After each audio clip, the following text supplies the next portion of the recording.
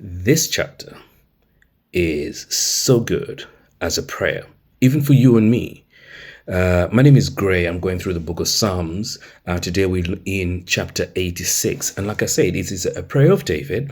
Now, it doesn't give us any indication of when or what happened for David to pray this prayer to God, but it is a nice general prayer. And because of that, it covers a lot of things. And like I said, it's something that you and I can very easily adapt. The first time I read it, I was like, this can be my morning prayer. Well, let's jump in and let's see, and then you can see what I'm talking about.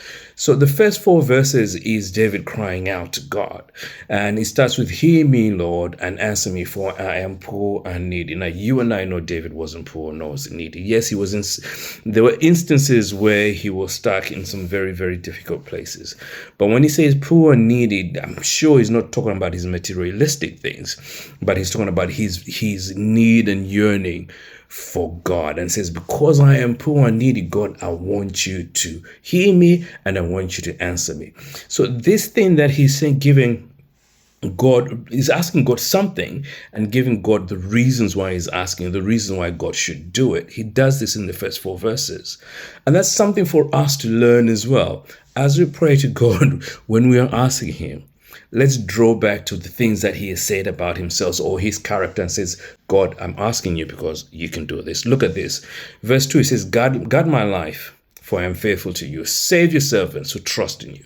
You are my God. Have mercy on you. I call you on day and night. He says, bring joy to your servant, for I put my trust in you. You see what I mean? So it's that thing. He says, guard my life because you are faithful. Save me because I trust you. Have mercy for me because you are my God and I call on you.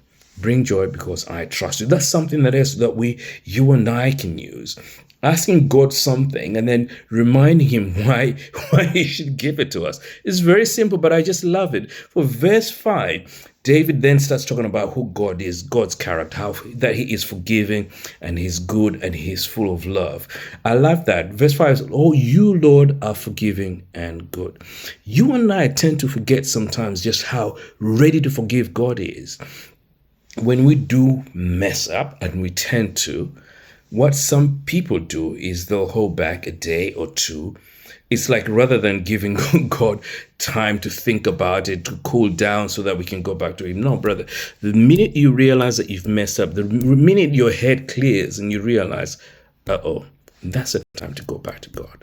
Was he's forgiving and good, abounding in love to all who call on him. And that's David continue on in his prayer. Verse 6, he says he's asking God to hear his prayer because he's crying out for mercy. And that's what he's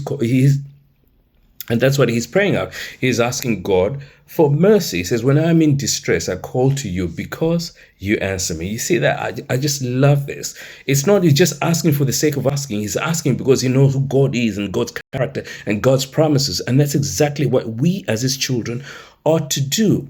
And then it's that confidence in God, in God's character, in who God says about you. That's what he brings it to you.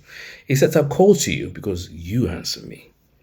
And that's amazing. From verses 8, you can tell I just love this. From verses 8 to verse 10, then David just draws on God's goodness. Among the gods, there's none like you. Just sort of like bigging up God, not to God, but for himself, so that he knows who God is. And he says, but this is the things that you do, God. He says you are great and you do marvelous deeds. You alone are God.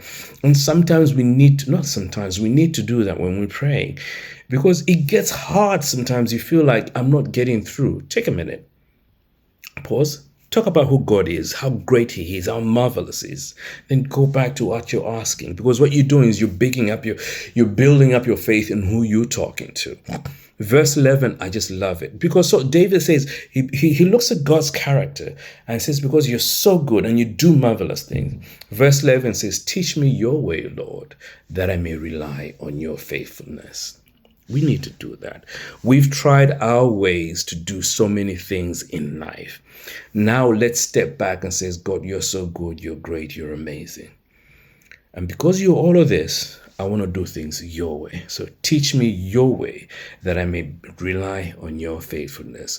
The second part of verse 11 I love as well. It says, give me an undivided heart that I may fear your name. For the most of us, we've got an undivided heart. What does that mean? That we look at so many things, we rely on so many things. Yes, we come to God, we ask for this, but one part of our hearts is we're always focusing on something. We're always thinking that maybe I can do it this other way.